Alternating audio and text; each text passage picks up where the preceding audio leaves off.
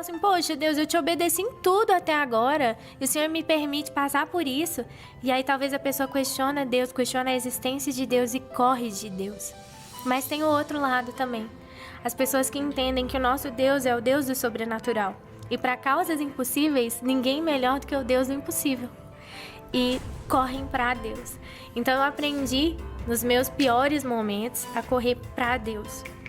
E o meu pior momento foi em 2019, começou, e terminou em 2021. E foi muito, assim, assustador, porque foi do nada. Eu tava viajando, igual eu sempre viajo, o Brasil inteiro, e fui pra uma cidade que tinha mar. E eu tenho alergia ao mar, é uma curiosidade. Eu tenho uma alergia ao mar. Quando eu vou pro mar, eu começo a me coçar e vai me dando uns vergões, assim, no corpo. E eu tinha ido pra essa cidade de mar, mas não tinha entrado no mar.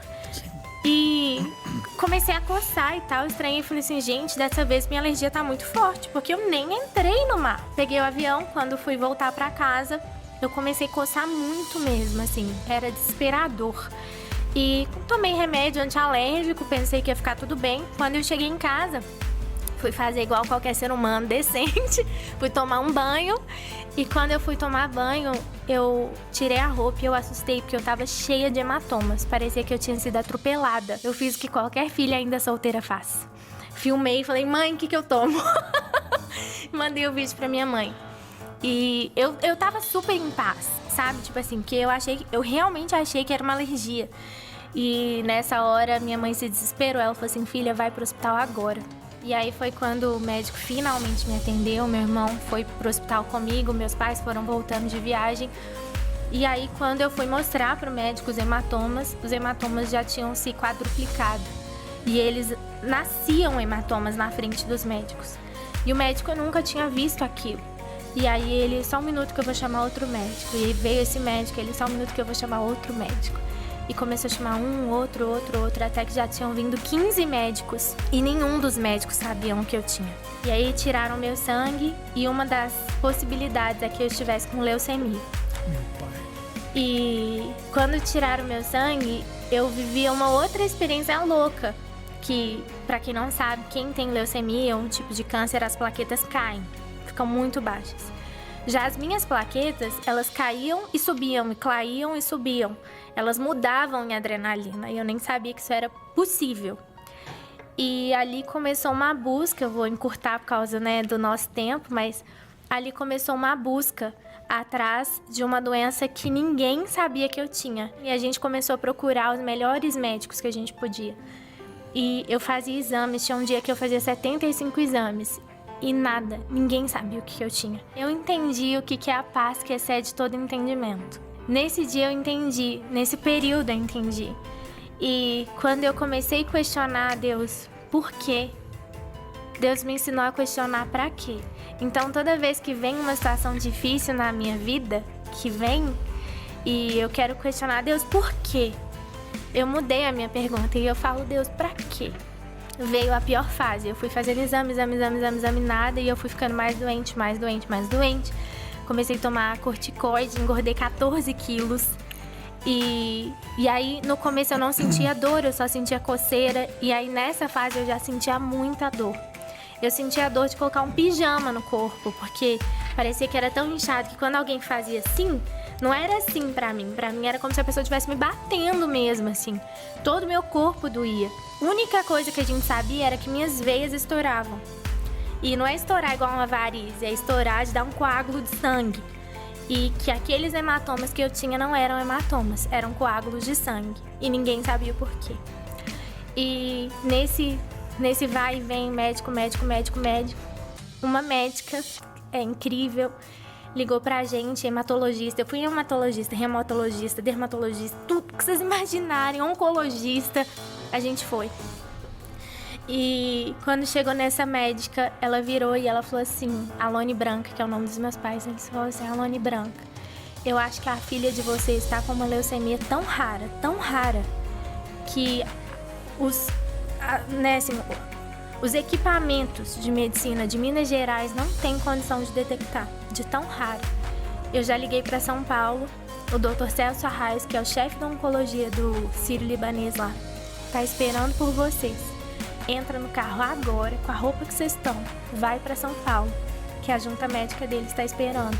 Meu pai. E eu não podia pegar avião, porque o avião traz pressão e a pressão estoura mais às vezes. Eles fizeram exames de cima para baixo, eles me reviraram assim, de cabeça para baixo, de tanto exame, de todas as possíveis doenças que poderiam ser, as mais raras que poderiam ser, se era essa leucemia ou não.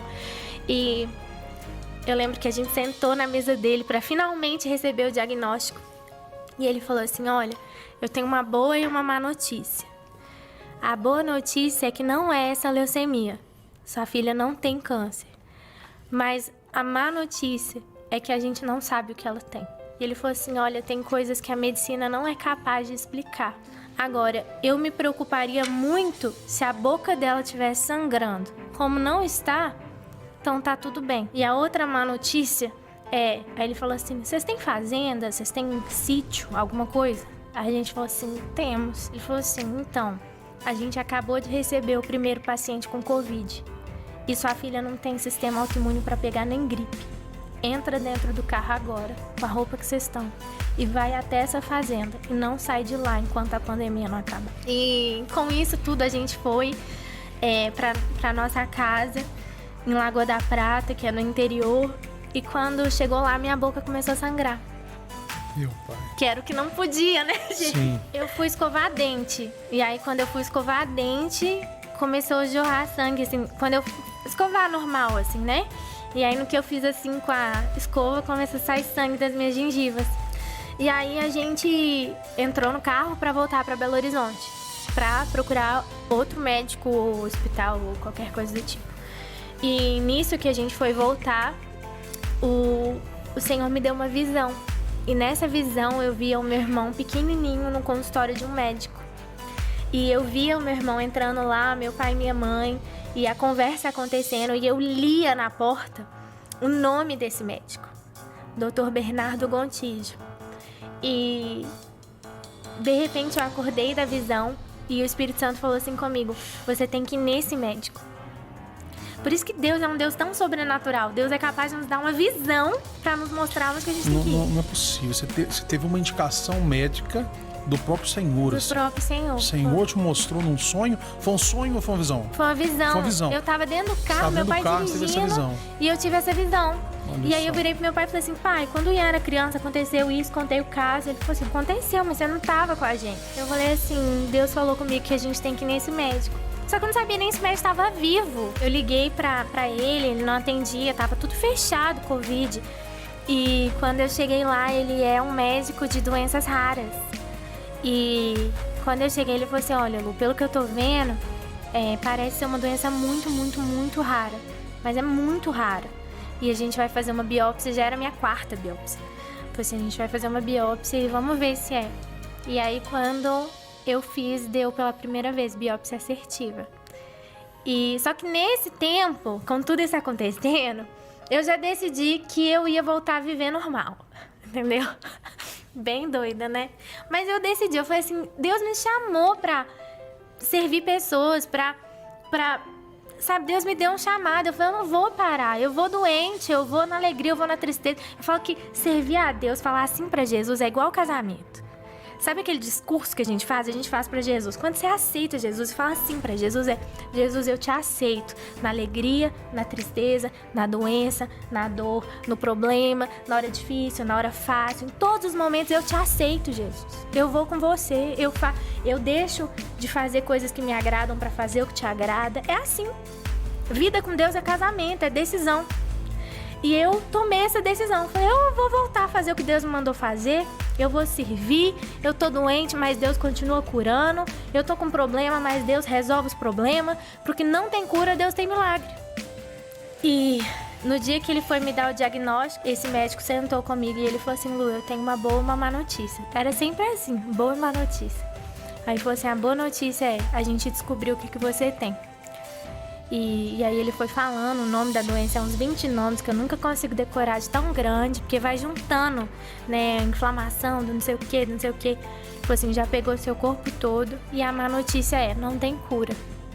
E agora a gente vai tentar diminuir a velocidade da doença, mas não tem o que fazer.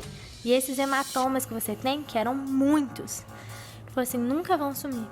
Os que você tem vão ficar no seu corpo pra sempre. Enquanto você viver, você vai ter. E aí veio a parte final, graças a Deus, né? O que acontece com essa doença? Primeiro, ela inflama as veias começam a se romper, ela continua num processo inflamatório do corpo, inflamam os órgãos, e quando os órgãos se rompem, é fatal.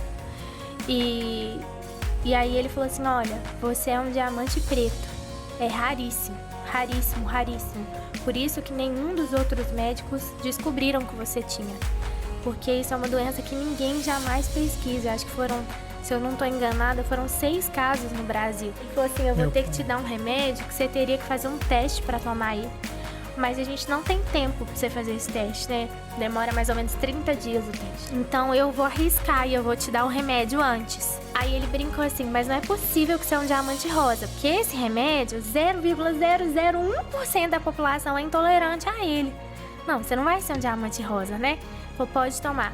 Eu era o diamante rosa. Eu não podia tomar o remédio. E quando eu tomei o remédio, meu fígado inflamou. E aí foi o meu primeiro órgão a inflamar. Com isso tudo, eu apresentei e ministrei e preguei o Congresso Moças Diante do Trono.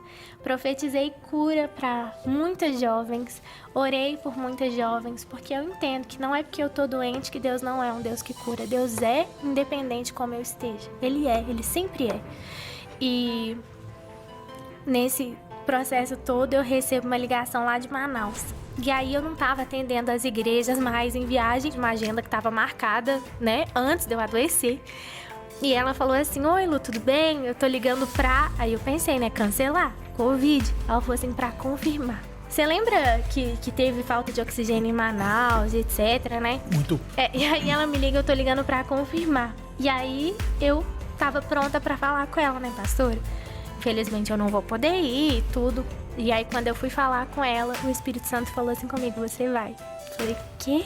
Por isso que é lindo ver essa vida com Jesus, porque é muito doida, é uma montanha russa, só que só vive milagre quem aceita viver o impossível. Eu falo que Deus é Deus. Então Deus trouxe paz pra todo mundo. E é algo que só Deus é capaz de fazer.